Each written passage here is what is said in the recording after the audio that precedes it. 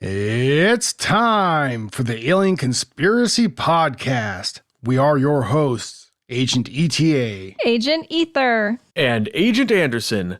Come along as we examine UFO sightings, conspiracies, and all things strange.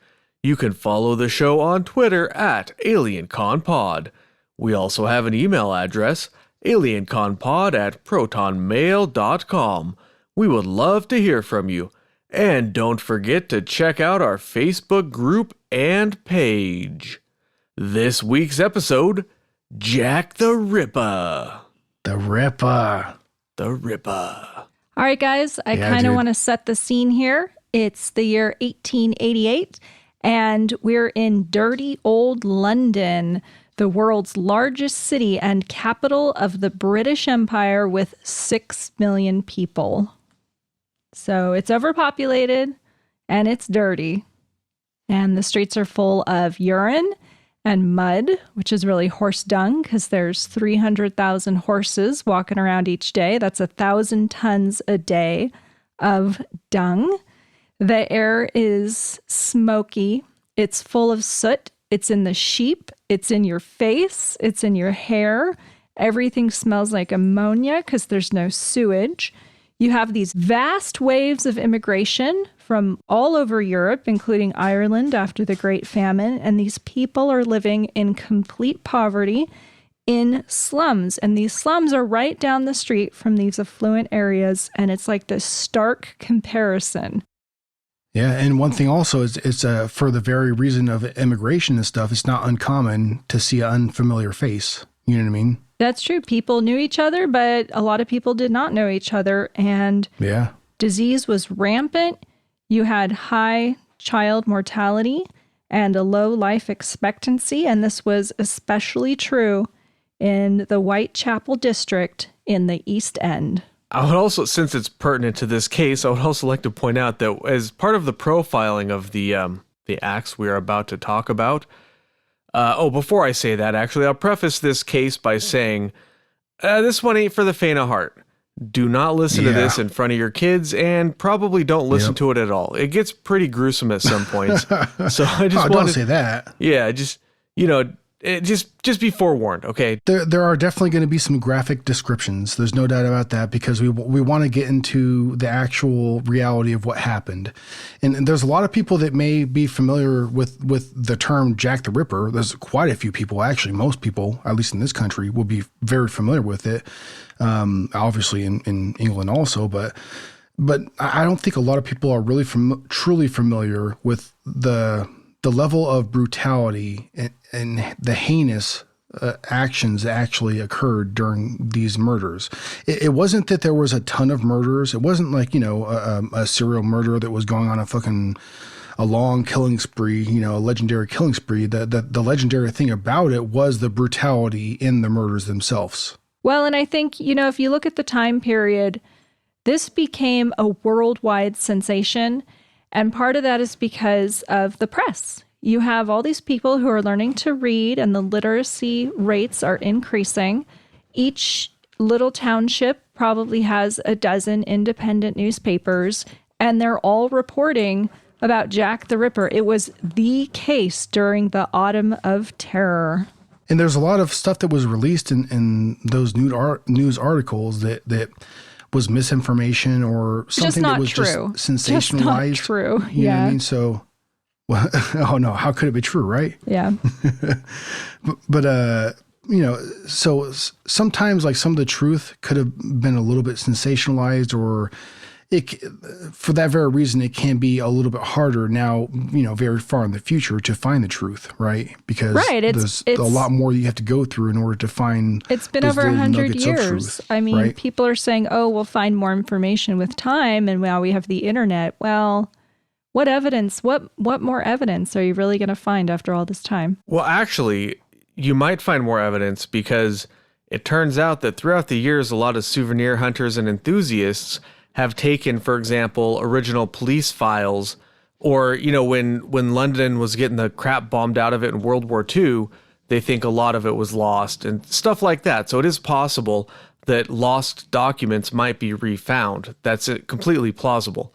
I know there was a document that got lost and then it was anonymously turned back into Scotland Yard sometime later and it's been authenticated. So you're right about that. And you never know what kind of scientific methods will be discovered. So if you go back, I don't know when DNA was started to be used for crimes, but I don't know if you go back 100 years, they would not have even been able to conceive of DNA evidence. So maybe 50 years from now, somebody will come up with some kind of new science that will completely open new avenues of investigation for old cases like this. You never know. I don't think they even had fingerprinting back then. In order for someone to be found guilty, they either had to be caught in the act or confess. So if you didn't have one of those two elements, you weren't going to get an arrest. Yep, pretty much. Mm-hmm. But so, like I was going to, if I may interject, which is actually a pretty damn good segue into the first murder, which is Mary Ann Nichols. But wait, before you get to the first murder, I want to just go on like a brief overview of the case in general before we talk more details about each specific murder. And I wanted to start that with saying, so Agent Ether said that the streets were filthy with all sorts of nasty stuff. So apparently in the time, if you were out on the town and you wanted to hook up with a prostitute, you'd just be like, hey, baby, like you wouldn't really go to a room. I guess you would just bang them right there in the middle of the road or whatever. Maybe find a nice dark corner. Well, they didn't have rooms. They shared these lodges where there were beds, and you would pay night to night. A lot of these people, they didn't have regular homes, and having a bed to sleep in depended on their livelihood. Right. And so part of profiling how he killed his victims was that, so it's implausible that the victims would actually lie down to have sex with their customers. So what they think happened was he would proposition them and they would like start to raise their skirts or whatever, and then he would go in for the strangle. But maybe we're getting ahead of ourselves a little bit. But let's just a brief overview of the case in general is so we're talking about 1888 East London. The killings all took place within about a 1 mile area. This is not the first serial killer on record, but it's probably the first one to be popularized by mass print media, not just locally or nationally, but internationally. This was a big, big story of the time. It might be one of the first things ever to go viral because the way the media was changing, it was kind of a new thing back then. That's a really good way of describing it, viral. Yeah. And as we mentioned earlier, kind of alluded to, the press also made up a lot of stuff. And this has sort of added and changed the legend over the years. But I've done a lot of reading on older newspaper articles for this show, and at some point I just stopped using old newspaper articles as a source because they're almost always at least a little bit inaccurate, and they're often wildly inaccurate. So you can see that with this case too, that they just make stuff up. So if you're looking at old newspaper articles in this case, don't expect them to be reliable or accurate. But yeah, so the areas we're talking about here is mostly the Whitechapel area, but also, I guess, Spitalfields, Aldgate, and the city of London proper, I guess. But they're all kind of like the same area. The actual number of victims isn't really agreed upon totally. Most people will agree at the very least that there's like 4 of them were his victims and probably 5. And there's people who think there might be, more 11 or, 15 or who knows how many. There's a lot of murders in the area that are sort of like, oh, that's kind of similar, but not quite enough to really count it. It's hard to say. Well, because of the level of sophistication that, law enforcement had at that time to investigate wasn't very high, Right. I mean, it's not like they had all the tools they have nowadays. There was mostly intuition and just plain hard evidence and witness testimony. Yeah, there wasn't a lot of detective work going on. Some people think, well, the general public felt at the time, because there was a lot of unrest surrounding this whole case and the fact they couldn't catch Jack, was that they were just there for crowd control and to keep the peace. They weren't really there to solve this crime. And their incompetence was highlighted in the media and by the press. Yeah. just as one example of a murder that we're not sure that he did, but some people think he did, there's one lady who was murdered by somebody put a blunt object in her vagina and used it on her so ferociously that she actually bled to death. And it bears similarities to Jack the Ripper in that you have this very unusual, violent, almost, or sexual, or at least apparently sexual crime. But it's, on the other hand, Jack the Ripper tended to get his victims by opening up their abdomens and then taking out their uterus and their vagina from the abdominal cavity, not going from the traditional route like this one lady did. So, but on the other hand, the violence involved and just the way it was done is unusual. So there's a lot of murders like that are kind of stick out as very unusual and sort of seem to fit the profile, but they don't really, at least not 100%. So some people might think that, well, maybe this is sort of like an outlying. Maybe he was either trying something new, or maybe if it was before the 5 canonical victims, which is so there's 5 that are considered to be the 5 canonical victims that most people are pretty sure he did. So outside of that, it could have been him, honing his methods or trying something new or trying to figure out something before that. We don't really know for sure. But I think on this case, we're going to stick mostly with just the 5 canonical victims and not talk too much about the other ones, because there really isn't that much time. I mean, there's entire podcasts who all they talk about is Jack the Ripper, just to give you an idea of just how much details are possible to go into on this case. Anyway, sorry to interrupt, ETA. What were you saying? Some of the very interesting investigation that I have seen was actually conducted by this guy, Christer Holguin, and he's a Swedish fellow that actually pointed out a very interesting situation within the first murder. And the first murder was actually Mary Ann Nichols. Her friend supposedly called her Polly Nichols. And so you might hear some different names when that individual is mentioned. But at any rate, the first man that was on scene supposedly was this guy called Charles Allen Cross. And he was actually contacted by the first man that was actually that actually testified in the inquiry later, and his name was Mr. Robert Paul. And Robert Paul walked up on this guy that was standing over this body, right? And the guy had talked his way into, convincing Robert Paul that he didn't have anything to do with this murder. He had found this body as well, right? So both Charles Cross and Robert Paul started walking back on their way to basically find a policeman to notify them of this murder, this dead body that was in the street here. And when they had found a officer, both of them gave their statements, but their statements actually were different. Cross and Paul basically, so Paul said that he said that he found Cross standing over the body. Cross had found the body just like Mr. Paul had, right? Just randomly, supposedly. But when Cross had talked to the officer, he actually, which by the way, the officer's name was Jonas Mason. So when he talked to this guy, he told him that there was already a police on scene, and that he was basically just passing on the word, And so some people say that the reason why Charles Cross said this was to not raise too much suspicion. So because, it would be natural for any policeman to, just assume like the 2 first people that may have came across a body might have something to do with the murder. So you have to make sure that those people are scrutinized, right? You have to, ask the right questions. That's for sure.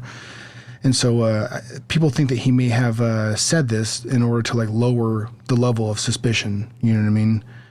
Which is kind of interesting, I think. But later, though, on day 2 of the inquiry for the murder itself, which, by the way, is very interesting, and I've heard this point brought up before as well. Why would one of the first 2 people that came across that body be questioned within the second day of the inquiry? Why?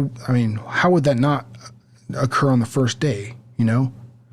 But I think that's a legitimate point to bring, but there's not so much evidence to really find out why that was the case. You know what I mean? Some people say that the reason why was because Mr. Cross was possibly Jack the Ripper himself, and it took him 2 days to get there to actually testify because obviously he was reluctant, right?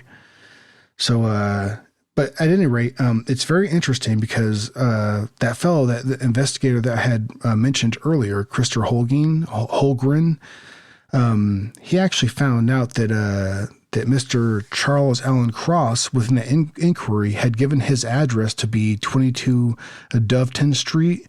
And there's actually quite a few records as far as like who stayed in that area. And that address in particular had solid records as far as who had rented there or who had owned the property, who had lived there. So that name had never actually like been on any of the the agreements for rental or any of the deeds or anything, and it wasn't a name that he had found to be present like anywhere in the area really. Like Cross was a name, a last name that people had in the area, but that exact name wasn't in any of the records at the same time at this day and time. People didn't have like social security cards or identification. So whatever name you chose for yourself at that point in time was your name. Yeah. You could lie. There's no doubt about that. Yeah. I mean, it might still be, written down within a record somewhere, but there's no reason to believe that that was the actual real name of the person that was giving that name. There's no doubt about that. So yeah. But there actually was a individual that was of a very similar name that lived in the area, and his name was actually Charles Allen Leshmere. And I don't know, that's a name that has been thrown around a little bit here and there as far as like that could have been the same person, just because obviously it's almost the same name, just a different last name. You know what I mean? But that was a person that was actually registered to have rented that address on 22 Doveton Street. So that was the main reason why that person was thought to have possibly been the actual like Jack the Ripper, or the person that was giving the name Charles Allen Cross was actually Charles Allen Leshmere. So because of that that line of investigation, I guess you could say, some people think that possibly if that is true, that those two people are the same person, then obviously that person lied. So why would they lie? Well, possibly because it could have been Jack the Ripper himself, which, by the way, as a little side note, I just want to say, that's actually what I named my butthole is Jack the Ripper. Yeah, I think that whichever name you want to call him, that Cross fella, is, if you look at, the evidence, there's not really a whole lot of evidence to really pin it on anybody, but just his whole situation is really suspicious. And out of everybody, he's one of the more credible ones, I believe. I mean, he was right there at and by the way, the victim had only been dead moments before she was found, right? So there wasn't a whole lot of time. And if you look at the area she was found in, it would be very difficult to escape from that area quickly with nobody seeing you at all. On the other hand, it's not like they had modern streetlights, so it was dark and everything, but still, it just kind of makes you wonder. Like, I think that he's one of the more plausible suspects of the whole thing, of for who Jack the Ripper actually was. Yeah, it's kind of crazy too, because like there's been so many, as many like famous names or notable names of that era or of that area, as many famous names or notable names as there are as many like people that have been accused of being Jack the Ripper. Like if there's somebody that of notable stature in that area or of that time period, like they've been accused of it. It's crazy. It's insane the amount of different theories that have come up around this case. It's incredible, really, the amount of interest. Yeah. Well, let's talk about the 5 canonical victims. Who were they and when were they killed? Because it kind of paints a really interesting timeline here. So the one you just mentioned, Mary Ann Nichols, that was Friday, August 31st. The next one we have is Annie Chapman, which was Saturday, September 8th. And next we have Elizabeth Stride and Catherine Eddowes, who were both killed on Sunday, September 30th. And that's sort of an interesting case because it looks like the murder of Elizabeth Stride was interrupted. So when a little bit very shortly thereafter, when Catherine Eddowes is murdered, she's up to that point by far the most grisly mutilation. And some people suspect that might be maybe he was sort of, pent up or maybe angry at being caught. So he really let loose on her. And then that one, and there's a photo of that one too, which by the way, I don't recommend people looking at. Yeah, don't. It's horrible. Yeah. I mean, it's just good Lord. I mean, whoever did that was so damn disturbed. I can't even imagine that level. I don't know. Even the police sketch of it is pretty disturbing, and it's just a sketch, And then the last is Mary Jane Kelly on Friday, November 9th. And she was the only one of the 5 that was actually killed indoors. The other ones were all killed outdoors, in front of houses, in front of, gathering places or whatever. And you know what? Those are the photos that I was thinking of. Oh, the Mary Jane Kelly. Yeah, those are the ones I was thinking of. Yeah, don't look at those ones. Yeah, she's also. Yeah, I didn't know that. I'd seen the sketch for Catherine Eddowes. I didn't know of any photo for her that was available, but I didn't look all that hard either. So I just assumed you had found one that I hadn't. I just skipped that entire subtopic. Like, I don't want to read about the mutilations. I don't want to think about them because I know that they're so horrific. And I know it's important to touch on them so you can understand the persona that is Jack the Ripper. But I definitely concentrated my research on not that part of the case. Yeah. And one other victim, Martha Tabram, was actually predates the canonical 5 on August 7th. And I don't know if we'll get around to her or not, but of the ones that we're not quite sure if the Ripper did it or not, she's probably the one that's most likely to have been killed by him. But so that's the basic timeline and the basic ones. And all of the victims were prostitutes, and they were all probably really drunk when they were murdered. So we're kind of starting to see a little picture of what he's up to. I mean, if you're out looking to murder somebody early in the morning, like 3 a.m., 4 a.m., whatever, and you see this, this prostitute that's stumbling around, barely conscious, she's drinking so much, and, you go and proposition her, and I mean, easy target, right? You see this pattern, and it's the same thing for each of these, except for the last one who was killed indoors. That's why they think those 5 are related, because they're all very, very similar in how they were killed and how the victims were, targeted even and all that stuff. So as I mentioned earlier, they think what he would do is he would proposition them, and as they were lifting their skirts, he would strangle them. And after he would strangle them either unconscious or dead, he would place them on the ground. And they think that he placed them rather than letting them fall or throwing them or whatever, because they didn't find any bruising or any damage to their heads or the back of the heads, which probably would have happened if they had been thrown or dropped to the ground. And also they think that he was strangling them because when he would strangle them, put them on the ground, and then he would slash their neck. And a lot of them didn't have all that much blood around them, meaning that they were probably already dead when the necks were slashed, so their heart were no longer pumping blood. The way he mutilated all of the victims was very specific, because he would place them down with their head to his left, right? So they were laying on the ground with the right of the victim's body was facing him, and he would kneel next to their body or by their feet. And that's when he would do his mutilations. And you can tell by the direction of the cuts and things like that that's how he did it. So we have a very, very specific way. I mean, even placing their head to his left on the ground, that's pretty ultra specific that you have in all of these cases. It's very similar, except for the fifth one, which was found on her bed, which may or may not be related. Who knows? But another interesting thing is that a lot of the investigators noted they never found any evidence of sexual abuse to the victims.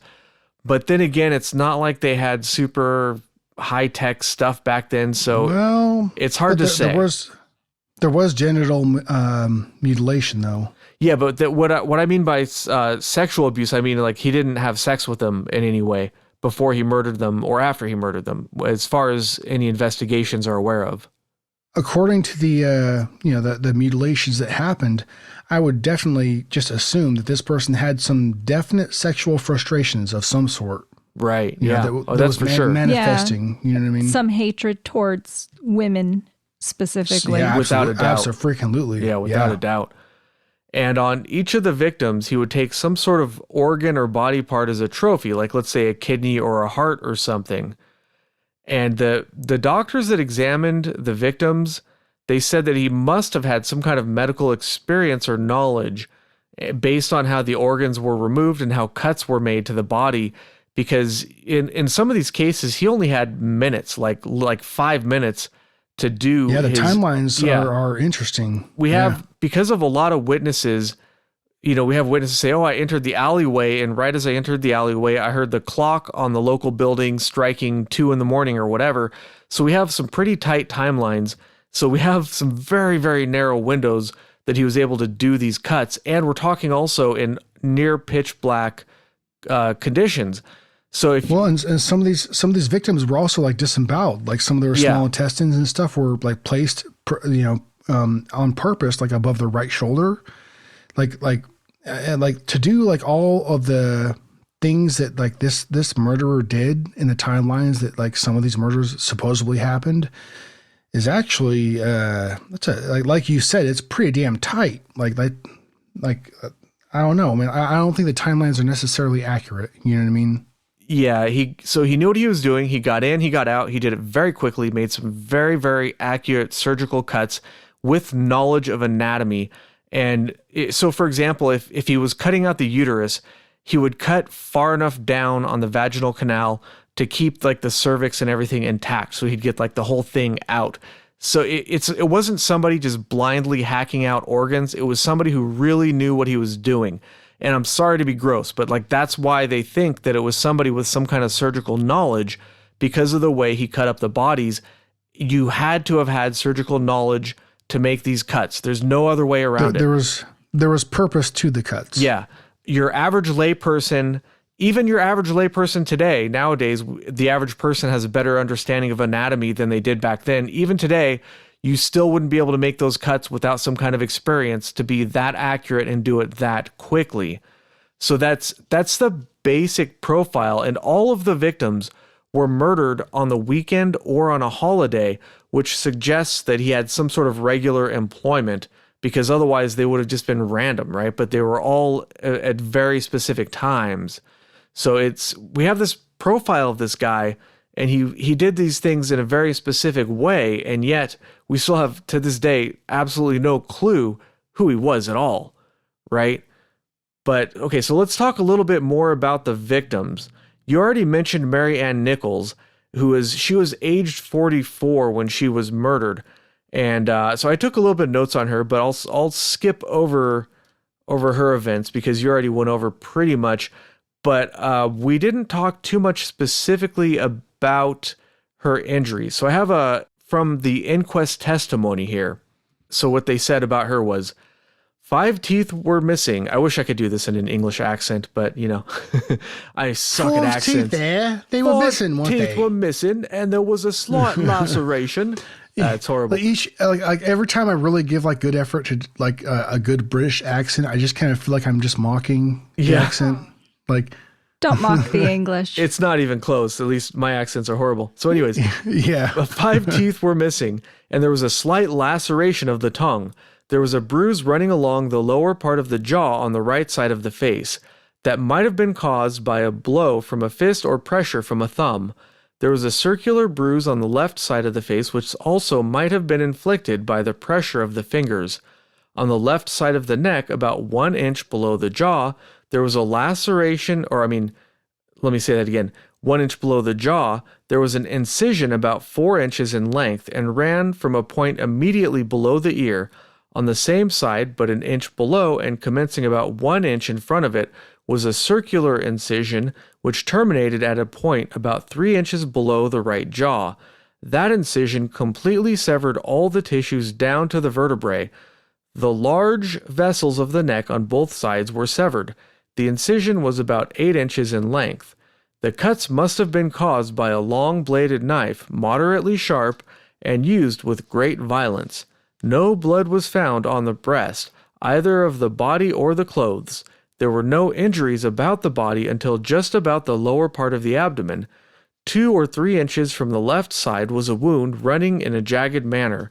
The wound was a very deep one, and the tissues were cut through. There were several incisions running across the abdomen. There were 3 or 4 similar cuts running downwards on the right side, all of which had been caused by a knife which had been used violently and downwards. The injuries were from left to right and might have been done by a left-handed person. All the injuries had been caused by the same instrument. So that's a quick rundown on her injuries. Now, our next victim, Annie Chapman.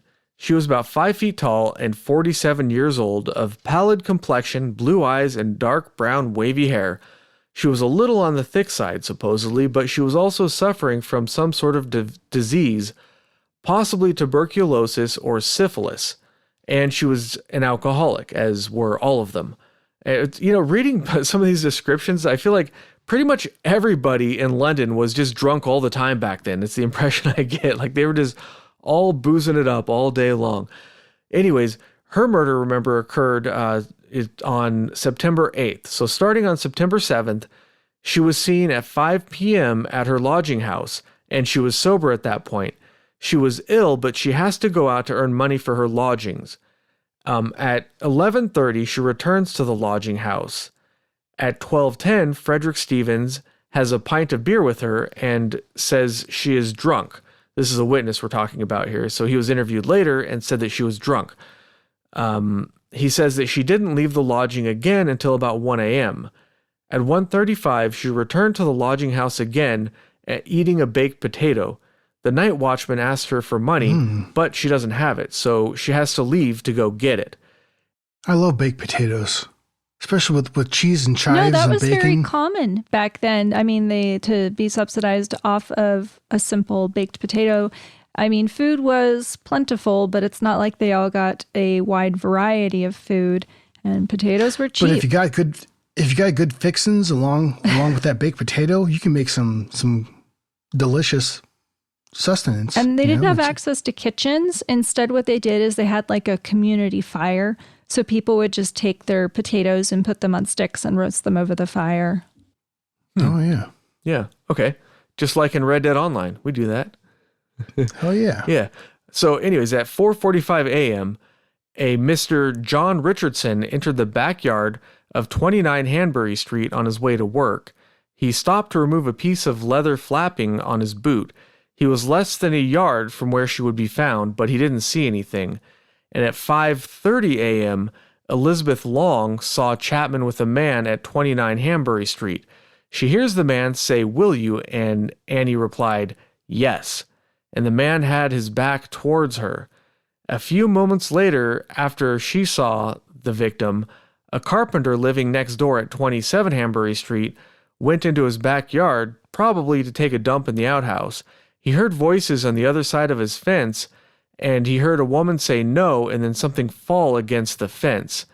Her body was found just before 6 a.m. by John Davis, who lived on the 3rd floor of number 29.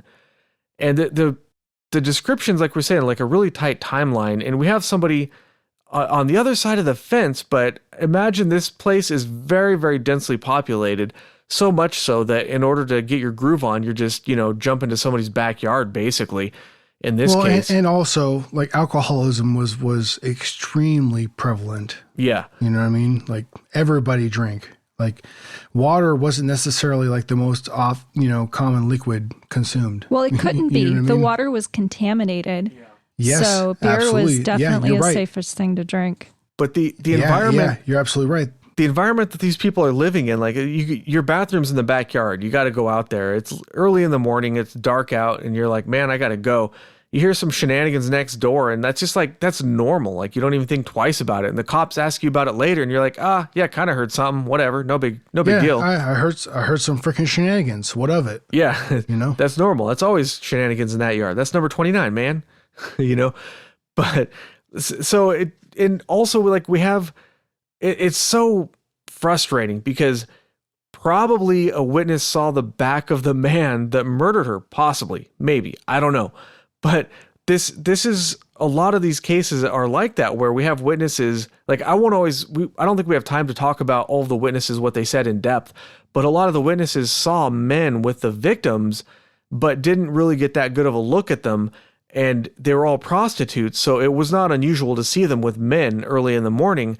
But one of them had to have seen this guy. I guarantee you, one of them had to have seen this guy. Like this, I don't know. Yeah, and all the recorded testimony was so like conflicting. Like some people say that like the individual that they saw with this particular woman was like grizzled, and then some say that he was like well kept, and then other people say that he looked like he had like fancy clothing. Yeah. It like others said that he looked like he was like a vagrant or something. Like it's like so conflicting. All these different reports of like different people at the very same time saying that they saw somebody with this particular woman. It's just like, well, obviously the woman was engaged in a particular trade, but that doesn't necessarily mean that like every single person that she had contacted was potentially Jack the Ripper, but one of them was. There's no doubt about that, obviously, but like, which one was it though? Like there's so many, like I said, there's so many conflicting reports. It's like, which trail do you really follow? Yeah. Well, hey, it was dark. Everybody was drunk, so their recollections are not going to be necessarily all that accurate. Yeah. Just like the Bohemian Grove, right? Yeah. Oh, yeah. Well, that's a whole other topic. Yeah, that's kind of out of left field. Yeah. But, like, I'm not sure if that has anything to do with Jack the Ripper, but hey, you never know. No, not at all. Not at all in any way, shape, or form. But I still submit it as an interesting situation. Yeah, I think we have to do Bohemian Grove at some point, but let's get back to it. Oh, hell yeah. All right.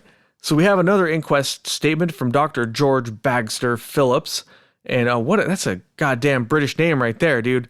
George Baxter Phillips. All right, anyways, here we go. Here's what he said about this particular victim. The left arm was placed across the left breast. The legs were drawn up, the feet resting on the ground, and the knees turned outwards. The face was swollen and turned on the right side. The tongue protruded between the front teeth, but not beyond the lips. The tongue was evidently much swollen. The front teeth were perfect as far as the first molar, top and bottom, and very fine teeth they were. The body was terribly mutilated. The stiffness of the limb was not marked, but was evidently commencing. He noticed that the throat was dissevered deeply, that the incision through the skin were jagged and reached right round the neck. On the wooden paling between the yard in question and the next, smears of blood corresponding to where the head of the deceased lay were to be seen. These were about 14 inches from the ground and immediately above the part where the blood from the neck lay. So in this case, this might indicate perhaps that the victim was actually not dead when her neck was cut because there's blood 14 inches away on the fence. On the other hand, who knows? Maybe it got there from some other way, like a smearing or something from the hand. Who knows? I mean, for the victim's sake, I hope that she was dead by that point. You know, obviously. But that. Yeah, go ahead. Oh yeah, so I think the one thing that we're pretty sure of is when they were mutilated, the victims were dead. At least there's that. Yeah. He cut their necks first, which is, that's good for them, that they didn't have to suffer through that. Yeah, that's probably the first most like a common injury is it seems like the neck injury like on a lot of these victims were the first one of the first injuries, at least, because like a lot of these victims, their carotid artery was severed or at least slashed, which would obviously make you bleed out pretty damn fast. I think like once your carotid artery is compromised, I think you have like something like 4 minutes or something like that, 4 to 6 minutes or something like that before you bleed out. So that would that would potentially coincide with the time scales in which we see, Yeah, so continuing on with the inquest statement, the instrument used at the throat and abdomen was the same. It must have been a very sharp knife with a thin, narrow blade, and must have been at least 6 to 8 inches in length, probably longer. The injuries could not have been inflicted by a bayonet or sword bayonet. What's up? Hey, can I just say something real quick? What's that? By the way, I'm just thinking about this in the moment. Okay. Okay. When you said that, okay, so I myself are I'm a fisherman. I'm very interested in fishing, right? So when it comes to filleting a fish, there's potentially a great amount of precision involved. There's a lot you have to know. There's actually a lot of anatomy you need to know, but when it comes to different fishes, and in order to make a fillet out of one fish as opposed to another, you need to be aware of the anatomy of that fish. So I actually think that, depending on the level of intellect of this individual, it could have also been a fisherman. Well, also, I think. Actually, I kind of like that because we have a very narrow window, just a couple of months here when these murders happened, and then they stopped mysteriously. So a lot of people think that one way or another, the murderer went by, or he went away. So what if he was a fisherman and they were in the area for just a couple of months, and then they left to go fish somewhere else or whatever, and that's why he was gone? Because let's face it, somebody who's going to do this, I don't think somebody's going to do this sort of thing. They're just going to kill 5 people and then stop doing it. If they stop doing it, they stop because they have to, not because they want to. Like they die or they get caught doing something else. Committed. Yeah, absolutely. Yeah. So what if I really like that theory, because you're right. You do need a lot of precision for that. I'm not a fisherman, but I have bought from Costco. Sometimes you get fish that they're just like whole fish and you got to cut them up and stuff. So I could definitely see what you're saying. Yeah, that's a good theory. I hadn't thought of that one. Back to the inquest.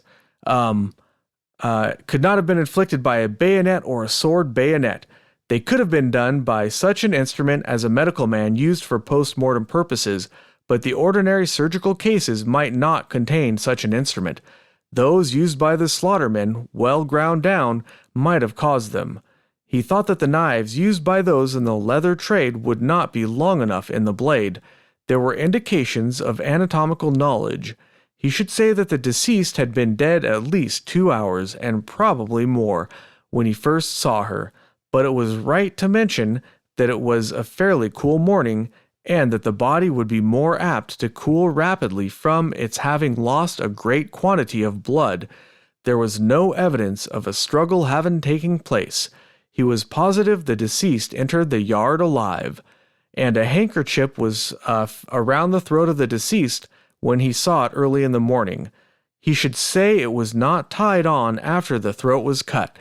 So also, this is written kind of like in the third person, like he's writing the report like he should say. It's kind of weird the way it's written. If that's confusing to anybody, it's confusing to me too. Also, this last bit about handkerchiefs. So apparently the lady was wearing a handkerchief around her throat, and then it was there before she was cut. But a lot of description stuff, I think it was pretty common at the time to wear some kind of handkerchief around your throat. I think that was just maybe like one of the fashions or something.